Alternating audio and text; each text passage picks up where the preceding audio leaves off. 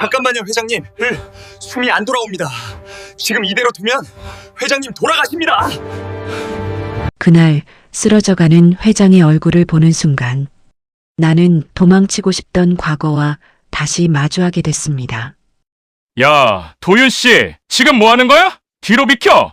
실장의 손이 그를 잡으려 했지만 도윤은 아주 단호하게 지금 생사의 갈림길이라고 말했습니다. 기도가 막혔습니다. 회장님, 지금 숨길을 열어드리겠습니다. 기도가 막혔습니다. 회장님, 지금 숨길을 열어드리겠습니다. 의사 가운을 벗고 숨어 살던 3년, 누구도 내 이름을 기억하지 않는 세상에서 나는 그저 신입사원 한도윤일 뿐이었죠. 하지만 회장의 숨이 끊어지려던 그 순간 내 손이 먼저 움직였습니다. 지금 놓치면 끝입니다.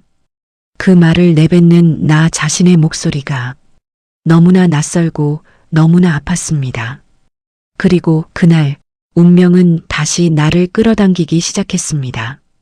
퇴직 남편 인생극장 시작합니다. 구독과 좋아요를 눌러주시고 많은 행운이 함께 하시길 바랍니다. 아침 햇살이 회의실 바닥을 조용히 스치던 순간이었습니다. 평소와 다를 것 없는 하루의 시작, 백상그룹의 임원들은 각자 노트북을 열고 늘 반복되는 보고의 첫 장을 준비하고 있었습니다. 그때였습니다. 백준상 회장, 누구보다 강인하고 그 어떤 위기에도 흔들림 없던 그 사람이 갑자기 의자에서 미세하게 흔들리더니 숨이 턱 막히는 듯 손끝이 파르르 떨리기 시작했습니다. 그리고 다음 순간 그 거대한 몸이 뒤로 천천히 무너졌습니다. 마치 오래전부터 준비된 장면처럼 아무도 예상하지 못한 조용한 붕괴였습니다. 회의실은 숨결 하나조차 얼어붙었습니다. 책상 위에서 떨어진 회장의 안경이 바닥에 맞닿아 톡 소리를 내는 동안에도 아무도 다가가지 못했습니다. 보통 사람들은 극단적 순간 앞에서 용기보다 망설임이 먼저 앞서는 법이지요.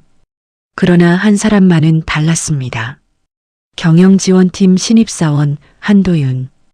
그의 눈은 이미 회장의 목 주변 부종과 숨이 끊기기 직전의 청색증을 확인하고 있었습니다.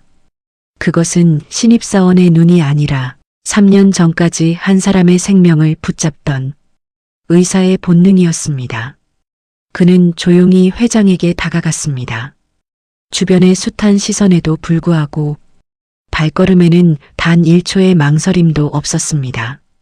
비서실 직원들이 말리려 했지만 실장님, 지금 조치 안 하면 회장님 못 삽니다. 그 한마디는 그 자리에 있던 모든 사람의 숨을 멈추게 만들었습니다. 도윤은 회장의 턱을 살짝 들어 기도를 확인했습니다. 입안은 이미 막혀 있었고 목 주변의 붓기가 너무 심해 공기가 통할 수 없는 위험한 상태였습니다. 기도 완전히 닫혔다. 그는 속으로 그렇게 중얼거렸습니다. 의료 장비는 없었습니다. 지금 이 회의실에는 회장을 살릴 수 있는 도구가 단 하나도 존재하지 않았습니다. 하지만 그의 눈은 이미 하나의 물건을 찾고 있었습니다. 백준상 회장이 늘 셔츠 안주머니에 넣고 다니던 길고 우아한 금빛 만년필.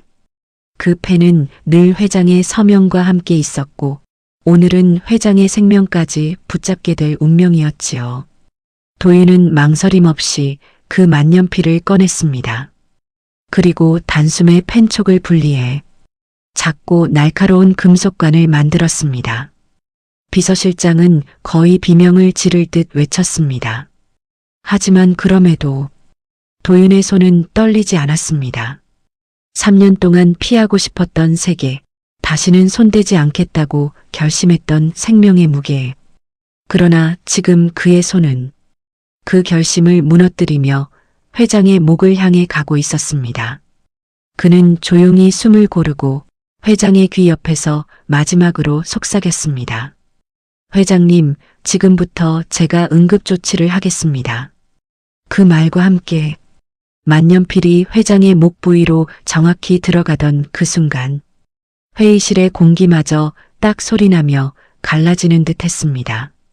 도윤의 손끝에서 3년 동안 멈춰있던 시간과 죄책감, 그리고 지워지지 않는 과거가 다시 살아나기 시작했습니다. 만년필이 회장의 목 부위에 조용히 삽입되자 순간적인 정적이 회의실을 가득 채웠습니다. 그리고 아주 작지만 분명한 소리, 후. 백준상 회장의 가슴이 미세하게 들썩였습니다.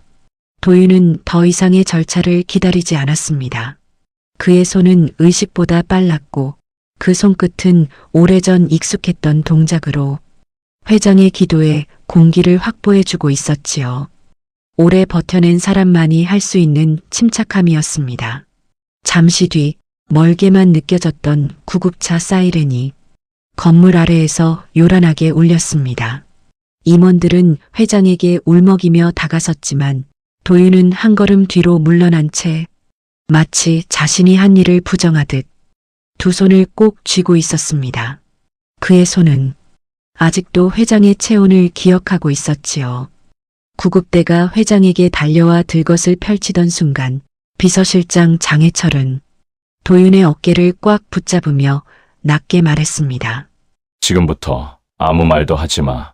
그리고 너 어차피 같이 타야 해. 도윤은 고개를 저었습니다. 저는 그냥 회사 신입인데요. 제 역할은 여기까지입니다. 그러나 비서실장은 그에게 도망칠 길을 허락하지 않는 듯 다시 말했지요. 회장님이 죽게 될 상황을 내가 봤다. 현장에 있었던 사람은 끝까지 동행해야 해. 이건 규정이고 내 행동을 보고 회장님이 직접 지시한 거다. 그 말은 도윤을 단숨에 얼어붙게 만들었습니다. 회장이 의식도 없는 상황에서 어떻게 그런 지시를 내렸을까? 그러나 실장의 표정은 어떤 설명도 허용하지 않을 만큼 단단했습니다. 구급차 문이 열리고 회장의 산소 마스크가 흔들리는 모습이 보였습니다. 그 모습을 본 도윤의 마음 한가운데 억눌러온 죄책감이 다시 피어올랐습니다. 또 그 병원으로 가는 건가? 그는 속으로 그렇게 중얼렀습니다. 구급차 내부에 올라탄 순간 바퀴가 움직이며 울컥 흔들리자 도윤의 시선은 회장의 목에 남아있는 자신의 응급처치 흔적에서 떨어지지 않았습니다. 그 흔적은 마치 그가 세상으로부터 숨어 지내던 3년을 단숨에 무너뜨리는 도장 같았습니다. 그리고 창밖으로 스쳐 지나가는 서울의 거리들, 그 길 끝에 서 있는 곳은 도윤이 다시는 가고 싶지 않았던 장소, 그의 모든 것을 빼앗아간 그 병원이었습니다. 대한대학교 병원. 구급차가 그곳의 정문 앞에 서는 순간 도윤은 자신의 심장이 쿵 하고 크게 내려앉는 것을 느꼈습니다. 그곳에는 그가 피하고 싶었던 한 사람이 아직도 근무하고 있었으니까요. 그는 아마 도윤을 절대로 반갑게 맞이하지 않을 사람이었습니다. 구급차 문이 열리자 대한대학교 병원의 차가운 공기가 도윤의 얼굴을 스쳤습니다. 그 공기는 누군가에게는 일상을 의미하지만 도윤에게는 다시는 돌아오고 싶지 않았던 기억의 문이었습니다. 의사 시절 그는 매일 이 복도를 걸었습니다. 그러나 오늘 그는 자신이 한때 입었던 흰 가운 대신 평범한 회사의 이름표를 목에 걸고 있었습니다. 어색한 걸음으로 회장의 들것 뒤를 따르던 순간 도윤은 오래된 기억이 갑작스레 가슴속 깊은 곳을 찢고 올라오는 것을 느꼈습니다.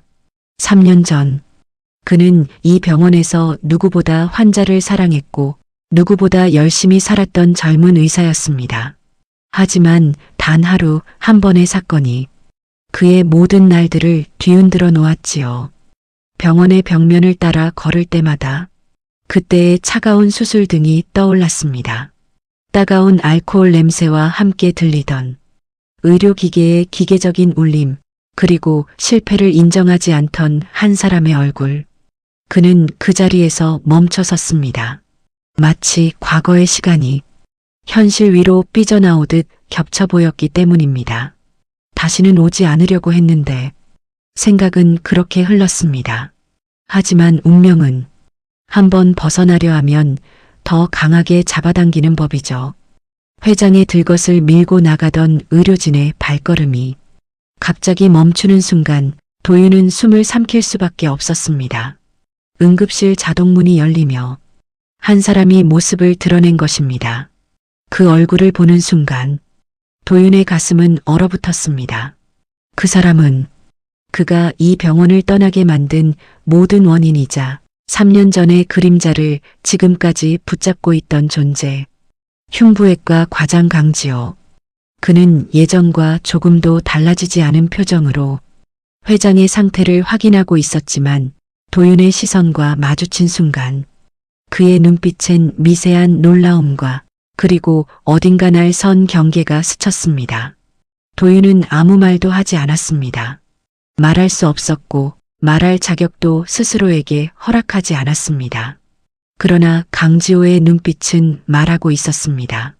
왜 내가 여기 있지? 그리고 설마 다시 나타난 거냐? 3년. 긴 시간처럼 보이지만 잘못된 기억 앞에서는 찰나에 불과했습니다. 도윤은 숨을 들이켰습니다. 운명은 그를 다시 이 자리로 데려왔고 이제 그가 피해왔던 진실과 마주할 준비를 슬그머니 요구하고 있었습니다. 귀가 멍해질 만큼 긴장한 공기가 응급실 한가운데를 감싸고 있었습니다. 회장의 의식은 완전히 잃은 상태였고 응급 의료진은 숨을 재확보하기 위해 빠르고 숙련된 손놀림으로 장비를 준비했습니다. 그러나 도윤의 시선은 진행 중인 의료 처치를 보고 있는 것이 아니었습니다. 그의 마음을 거칠게 흔든 것은 오랜만에 보는 이 공간의 소리와 냄새, 그리고 강지호의 눈빛이었습니다. 의사들이 바삐 움직이는 와중에도 강지호는 한동안 도윤에게서 눈을 떼지 못했습니다. 마치 예상치 못한 변수가 나타난 상황에서 본능적으로 위험을 감지한 듯한 얼굴. 도윤이 이 병원을 떠났던 날도 그랬습니다. 사람의 생명을 다루는 공간이지만 누군가의 야망과 두려움이 더 깊게 흘러 한 사람의 삶을 무너뜨릴 수 있는 곳. 그가 이곳에서 밀려난 것도 그 같은 야망의 그림자 때문이었지요.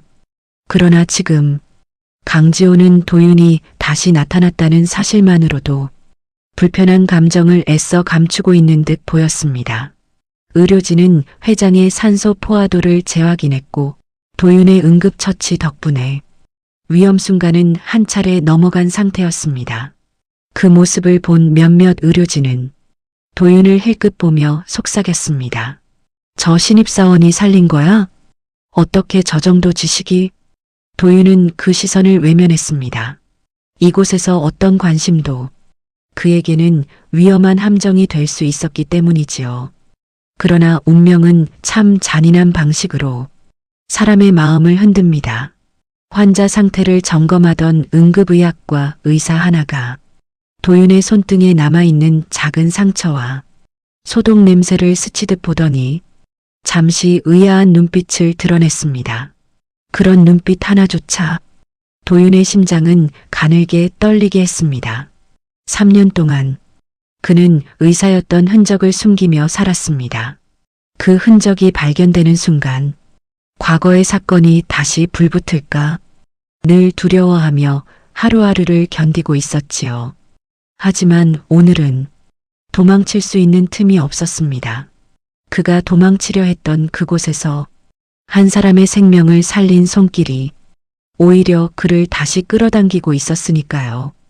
그리고 그 순간 누군가 그의 이름을 조용히 부르는 듯한 떨림이 가슴 저 깊은 곳에서 생겨났습니다.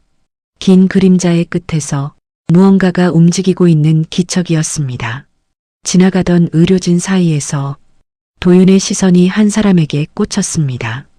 응급실 한쪽에서 회장의 상태를 모니터링하던 의사 한 명. 그의 이름표에는 선명히 적혀 있었습니다. 강지호 흉부외과 과장.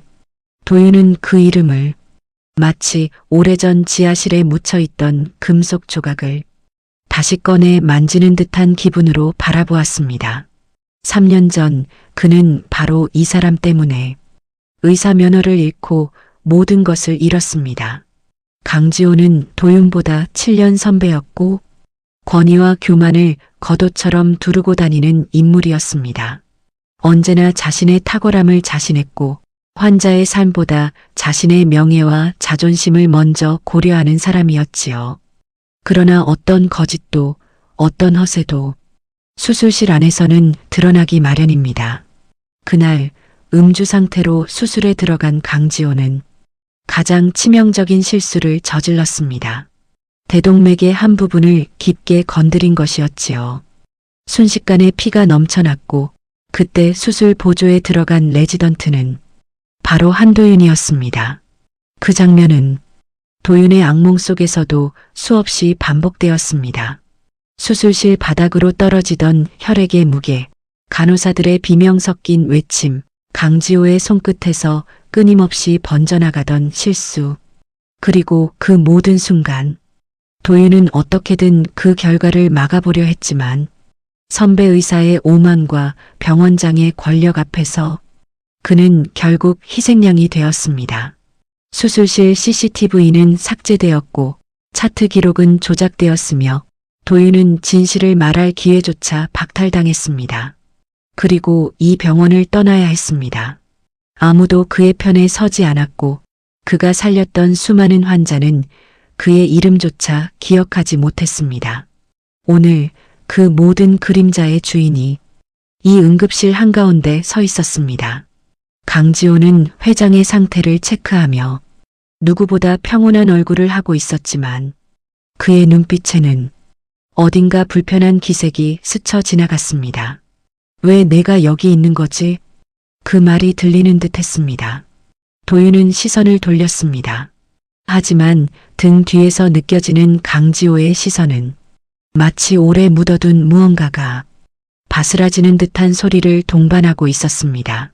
그 순간 그들의 재회는 아직 아무도 알아채지 못한 작은 균열을 응급실 공기 속에 만들고 있었지요.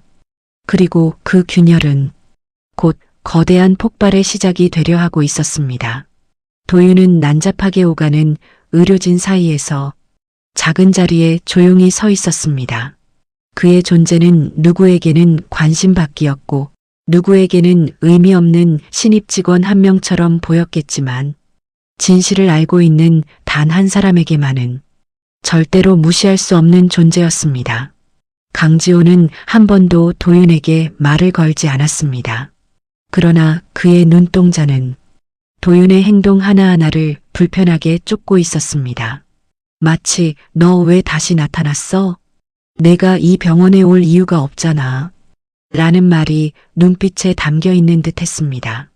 하지만 도윤은 그 시선을 외면했습니다. 그와의 직접적인 충돌은 이미 그에게는 끝나버린 전투였고 다시 시작할 마음도 없었습니다. 그저 회장이 살아나기만을 바랄 뿐이었습니다. 그를 구한 이유는 부귀도 명예도 아니었습니다. 그 순간 죽어가는 사람의 얼굴이 자신의 과거를 너무 닮아 있었기 때문이었습니다. 의사가 환자를 마주하는 순간 세상은 단순해집니다. 살려야 한다. 그 생각 하나만 남습니다.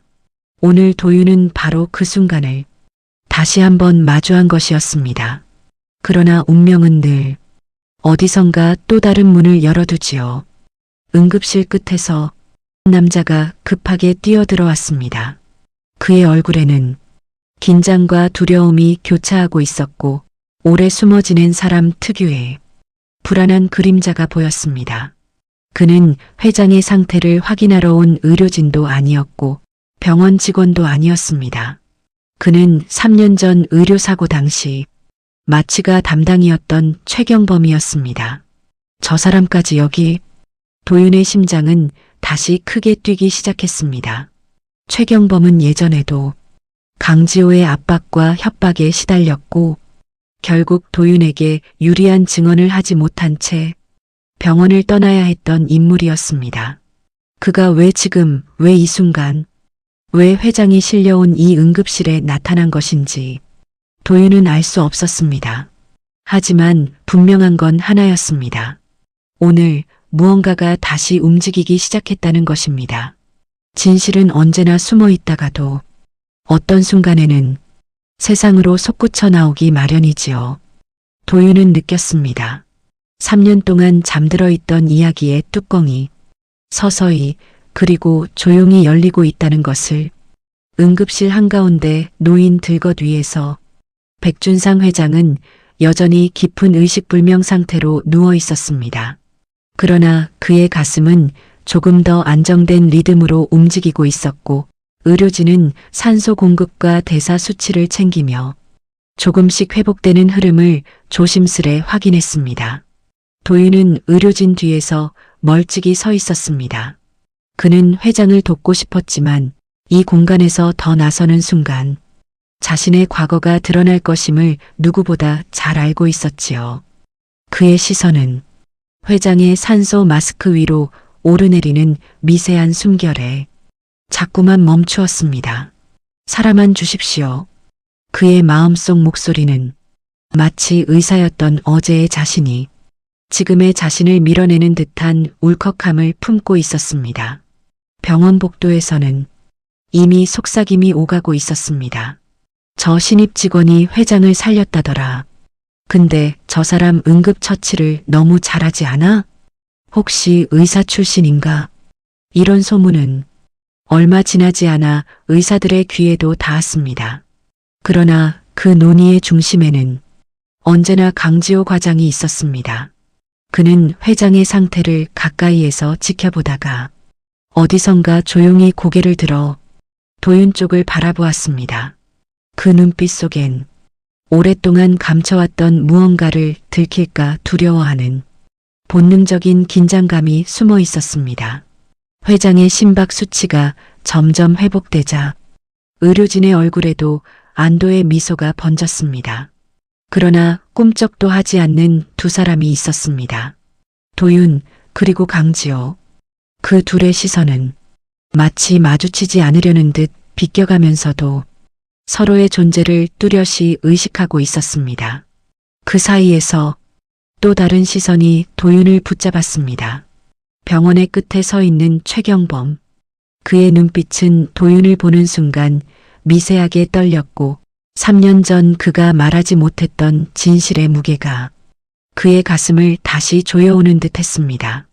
병원은 조용한 듯 보였지만 수많은 감정들이 부딪히며 흔들리고 있었습니다.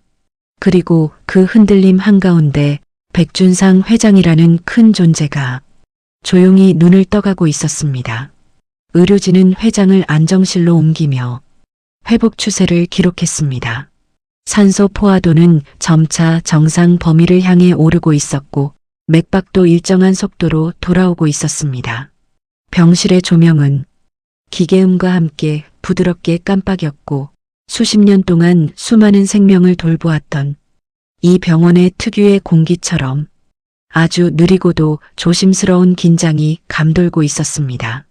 도윤은 병실 문 밖에서 가장 작은 그림자처럼 서 있었습니다. 그는 의사도 아니었고 보호자도 아니었으며 지위를 가진 인물도 아니었습니다. 그저 목숨을 살리기 위한 본능 앞에서 자신의 정체를 숨길 수 없었던 한 사람의 젊은 사내일 뿐이었습니다. 그러나 병원에서의 정적은 언제나 폭풍의 전조처럼 다가옵니다. 강지호는 도윤이 서 있는 방향을 향해 조용히 한 걸음 다가왔습니다. 말을 건 건 아니었지만 그의 발걸음은 도윤에게 던지는 묵직한 압박이었습니다. 3년 전 모든 것이 무너진 그날도 강지호는 이런 시선으로 도윤을 바라봤습니다. 마치 자신이 저지른 실수를 누군가 들춰낼까 두려워 항상 경계하며 흔들리던 눈빛. 도윤은 눈을 돌렸습니다. 그 시선을 마주보고 있으면 과거에 무너진 시간이 고스란히 다시 일어날 것 같았습니다. 그때였습니다. 병실 안쪽에서 백준상 회장의 손가락이 아주 미세하게 움직였습니다. 산소 마스크 너머로 천천히 들숨이 길게 들어오는 소리가 확연히 들려오기 시작했습니다. 1명, 2명, 의료진이 다가와 회장의 반응을 체크했습니다. 그 순간 도윤의 심장은 크게 그리고 느리게 내려앉는 듯 했습니다. 살아주셨구나. 그의 마음은 누구에게도 듣지 못할 작은 감사로 가득 찼습니다. 그러나 바로 그때 병원의 조용한 긴장을 깬 것은 회장의 낮고 쉰 목소리였습니다. 그는 눈을 뜨지도 않은 채 침대 위에서 아주 작게 그러나 분명하게 한 이름을 중얼거렸습니다. 도윤. 그 한마디는 도윤의 내면에 깊게 묻혀있던 감정을 날카롭게 흔들었습니다.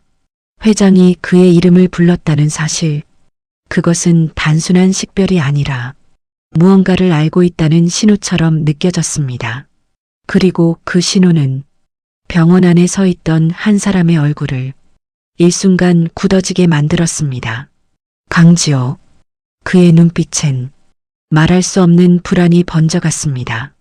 진실이라는 단어가 갑자기 병실의 공기 사이로 똑똑 떨어지는 듯한 느낌이었습니다. 백준상 회장의 눈이 천천히 떠올랐습니다. 빛을 인식하기 어려운 듯 살짝 찡그린 그의 얼굴에는 혼란과 고통, 그리고 안도의 그림자가 겹겹이 얹혀 있었습니다. 회장이 눈을 뜬 사실은 순식간에 의료진을 긴장시켰습니다. 여러 의사가 다가와 상태를 확인했지만 회장은 그들의 손을 피하듯 천천히 고개를 돌렸습니다. 그리고 아주 또렷한 시선으로 병실 한쪽 구석에 서 있는 도윤을 바라보았습니다. 그 순간 시간은 마치 가늘게 멈춘 듯 했습니다. 그 시선은 도윤에게 단순한 감사가 아니었습니다. 오히려 오랫동안 기다려온 진실을 이제야 발견한 사람의 눈빛이었지요. 회장은 힘겹게 입술을 떨었습니다. 산소 마스크로 인해 말이 흐려졌지만 그의 목소리는 분명했습니다. 너 덕분이야. 도윤은 조용히 고개를 숙였습니다. 말할 수 없었습니다. 그 말은 그의 과거와 현재를 동시에 흔드는 너무 큰 울림이었기 때문입니다. 병실 안쪽에서 강지호 과장은 회장의 말에 미세하게 반응했습니다. 그의 눈이 흔들렸고 손끝이 눈에 띄게 떨렸습니다. 회장은 산소 마스크를 벗으려 했고 의료진은 당황하며 그의 손을 잡아 진정시키려 했습니다. 그러나 회장은 그 모든 움직임을 뚫고 도윤을 향해 다시 손을 뻗었습니다. 그 손끝은 힘이 없었지만 의지는 분명했습니다. 그 순간 도윤의 가슴 깊은 곳에서 오랫동안 묵혀두었던 감정이 한꺼번에 밀려올랐습니다. 과거의 모든 상처와 억울함, 그것을 떠올릴 때마다 낮게 울리던 심장의 통증이 마치 회장의 손끝에서 조용히 풀리는 듯한 기분이었습니다. 회장은 다시 중얼거렸습니다. 너 의사 맞지? 도윤은 숨을 멈췄습니다. 그 말은 아무도 몰랐던 진실의 문을 회장이 직접 열어젖힌 순간이었습니다. 그러나 동시에 그 말은 병실 한쪽에서 굳어있는 강지호에게 커다란 위협이 되어 돌아갔습니다. 강지호의 얼굴은 순식간에 창백해졌습니다. 그가 반드시 숨기고 싶었던 3년 전의 비밀이 이제 병실 안공기 속에서 실제의 모습으로 떠오르고 있었기 때문입니다. 그리고 누구보다 그것을 들은 사람이 도윤이라는 사실이 그의 숨을 더욱 가쁘게 만들었습니다. 병실 문 밖에는 아직 아무도 모르는 거대한 파문이 조용히 일어날 준비를 하고 있었습니다. 백준상 회장의 의식이 돌아온 후 병실 안에는 묵직한 정적이 드리워졌습니다. 산소 마스크 너머로 내쉬는 그의 숨은 오랜 시간 싸워온 사람의 고단함과 아직 해야 할 일이 남아있는 사람의 의지를 담고 있었습니다. 회장은 손끝을 떨며 천천히 주위를 둘러보았습니다. 의료진의 손길을 느끼면서도 그의 시선은 어느 한 사람에게 꽂혀 있었습니다. 도윤. 그는 병실 가장 뒤쪽 빛이 닿지 않는 벽 가까이에 서 있었습니다. 회장은 미세하게 고개를 흔들며 천천히 속삭였습니다. 가까이 와봐요. 그 음성은 산소 부족으로 거칠었지만 분명한 명령이었습니다. 의료진이 그를 붙들려 했지만 회장의 눈빛은 누구도 반박할 수 없을 만큼 단호했습니다. 도윤은 천천히 병실 안으로 걸어왔습니다. 그 발걸음은 3년 전 떠난 뒤 다시는 밟지 않으려 했던 이 병원의 바닥을 다시 밟는 묵직한 무게를 동반하고 있었습니다. 회장은 떨리는 손을 들어 도윤의 손등을 살짝 잡았습니다. 그 손끝엔 감사의 온기와 어떤 결심이 동시에 담겨 있었습니다. 그는 눈을 감았다가 다시 떴습니다. 그리고 아주 작게 그러나 분명한 목소리로 중얼거렸습니다. 당신 도망칠 사람이 아니야. 당신 숨었지만 꺾인 적은 없었어. 그 말은 도윤의 심장을 깊게 파고들었습니다. 누구도 몰랐던 그의 상처와 그가 스스로를 용서하지 못했던 3년이 한순간 흔들렸습니다. 그리고 회장은 마치 오랜 시간 기다렸던 이야기처럼 더 깊은 말들을 이어갔습니다. 3년 전 그 사건, 누구 탓인지 나는 알고 있었어. 도윤의 숨이 멈췄습니다. 그날 그 사건을 진실로 아는 사람은 없다고 생각했습니다. 증거는 모두 사라졌고 목소리는 지워졌으며 정의는 조용히 피투성이가 되어 쓰러졌습니다. 그런데 회장은 그 모든 것이 일어나던 날 입원해 있던 환자 중 한 명이었습니다. 그리고 그의 침대 뒤편에서 들려오던 조용한 대화들, 병원장과 과장의 속삭이는 목소리, 누가 책임을 뒤집었을 것인가 논의하던 비열한 대화, 그 모든 것을 들었던 것이었습니다. 도윤의 손끝이 떨렸습니다. 말할 수 없던 진실, 묻어둔다고 해서 사라지지 않았던 이야기. 그때 회장은 의료진을 향해 손짓했습니다. 산소 마스크를 다시 챙겨달라는 것이 아니라 비서실장을 부르라는 신호였습니다. 장해철 실장이 병실 문을 열었을 때 회장의 눈빛은 이미 단단한 결심으로 굳어 있었습니다. 그 시선은 묻혀있던 진실을 이제 세상 위로 끌어올릴 준비가 된 사람의 눈빛이었습니다. 회장의 지시로 장해철 실장은 한 사람을 데리고 병실로 돌아왔습니다. 그 사람은 오랜 시간 숨어 지낸 흔적이 얼굴에 남아 있었고 눈동자는 깊은 두려움과 후회의 그림자를 담고 있었습니다. 그는 3년 전 수술 사건에서 마취가 담당이었던 최경범이었습니다. 병실 안공기는 그가 들어서는 순간 또 한 번 묵직하게 흔들렸습니다. 최경범은 회장의 침대 앞에서 멈춰 섰습니다. 그의 손끝은 미세하게 떨렸고 3년 동안 억눌러온 말들이 목구멍 끝에서 울컥 치밀어 오르는 듯 했습니다. 회장은 산소 마스크를 살짝 비켜 가느다란 목소리로 말했습니다. 말해요. 지금 모든 걸. 그 한마디는 최경범의 심장을 찔렀습니다. 그는 천천히 고개를 들었습니다. 흐린 눈빛 너머로 도윤이 서 있는 것을 보자 그의 입술은 저절로 떨렸습니다. 도윤 씨, 그 목소리는 3년 동안 스스로를 갉아먹었던 죄책감으로 부서진 듯한 떨림을 담고 있었습니다. 그리고 최경범은 기어이 눈물을 쏟으며 진실을 토해내기 시작했습니다. 그날 강지호 과장은 수술 전 소독실에서 심한 술 냄새를 풍기고 있었습니다. 레지던트와 간호사들이 걱정했지만 그는 오히려 호통을 치며 자신의 능력을 과신한 채 수술실로 들어갔습니다. 수술 도중 그의 손끝은 명확히 흔들렸고 대동맥을 위험하게 건드리는 치명적 실수를 저질렀습니다.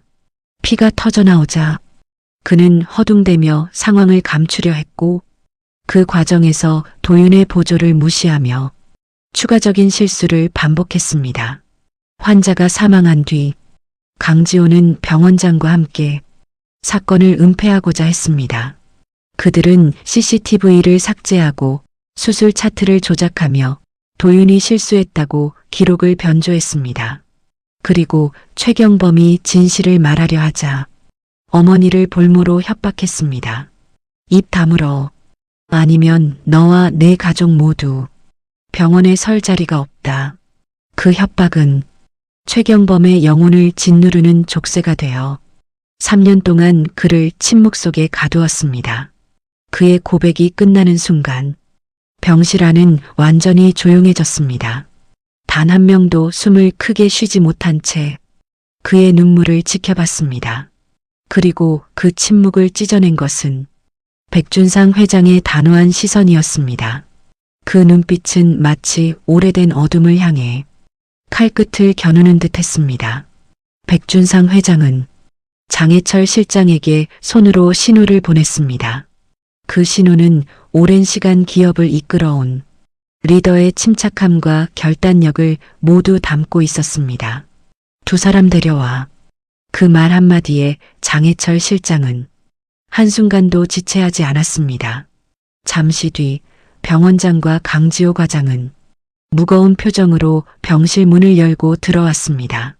백준상 회장이 쓰러졌다는 사실 때문에 그들은 겉으로는 걱정하는 모습을 보였지만 그 속에서 피어오르는 긴장과 두려움은 누가 봐도 숨길 수 없는 그림자였습니다. 회장은 천천히 마스크를 내렸습니다.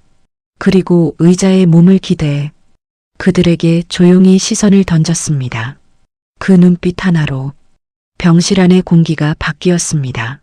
3년 전 수술 이야기, 내가 못 들었다고 생각했나? 병원장은 얼굴이 하얗게 질렸고 강지호의 손끝은 노골적으로 떨렸습니다. 최경범은 더 이상 도망치지 않았습니다. 그는 준비해온 USB를 꺼내 장해철 실장에게 건넸습니다. 그 안에는 3년 전 삭제된 CCTV 일부, 녹음 파일, 그리고 조작된 차트와 강지호가 술에 취해 수술에 들어간 모습이 담긴 결정적인 자료들이 모두 들어 있었습니다. 회장은 그 USB를 손에 쥐었습니다. 그리고 잠시 눈을 감았다가 천천히 떴습니다. 이걸 경찰에 바로 보내. 그 말은 병원장과 과장의 운명을 한순간에 뒤바꿔 놓았습니다. 장해철 실장은 병실 문을 박차고 나가 경찰에 증거를 제출했습니다. 병원 바깥에서는 순찰차의 사이렌이 울리기 시작했습니다. 잠시 뒤 경찰관들이 병실로 들어왔습니다. 병원장과 강지호는 도망치려는 기색을 보였지만 그들의 손목은 냉정한 수갑에 의해 묶였습니다. 그들이 끌려나가는 동안 백준상 회장은 눈을 감고 긴 숨을 내쉬었습니다. 그 숨결에는 한 사람의 인생을 되찾게 할 무거운 결심이 담겨 있었습니다. 그리고 도윤을 향해 시선을 돌린 순간 회장은 아주 작게 미소 지었습니다. 이제 내 차례다. 그 말의 의미는 아직 아무도 알 수 없었습니다. 그러나 그 순간 도윤의 가슴 어딘가에서 오랫동안 굳어있던 돌덩이가 조용히 금이 가기 시작했습니다. 몇 달 뒤 대한대학교 병원 법정 회의실에서 단 한 장의 판결문이 읽혔습니다. 한도윤 무죄. 의사면허 취소 처분 또한 즉시 취소한다. 그 말이 끝나는 순간 도윤의 눈가에는 긴 시간 참아왔던 눈물이 맺혔습니다. 3년 동안 숨어 살았던 그림자가 그날 조용히 사라졌습니다. 그는 가장 먼저 어머니가 있는 요양병원으로 향했습니다. 조용히 손을 잡아들이며 이 말을 속삭였습니다. 엄마저 다시 의사가 됐어요. 어머니는 말없이 그의 손등을 쓰다듬었습니다. 그리고 시간이 더 흐른 어느 날 백준상 회장은 새로운 심장혈관센터의 설립을 발표하며 메인 집도의 자리를 한도윤에게 맡기겠다고 선언했습니다. 그 순간 도윤은 깨달았습니다. 운명은 때로 사람을 무너뜨리지만 결국 다시 일어설 사람에게 한 번 더 길을 열어준다는 것을. 그날 그는 새로 맞춘 흰 가운을 입고 수술실 문 앞에 섰습니다. 문을 열기 전 가볍게 숨을 들이쉬고 스스로에게 조용히 말했습니다. 다시 시작하자. 도망치지 말고 누군가의 생명을 끝까지 붙잡는 의사로 수술실 안에 강한 조명이 그를 따뜻하게 비추었습니다. 그리고 그의 인생 두 번째 장이 천천히 그러나 단단하게 열리기 시작했습니다. 오늘도 퇴직 남편의 인생 극장을 시청해 주셔서 진심으로 감사합니다. 구독과 좋아요는 큰 힘이 됩니다.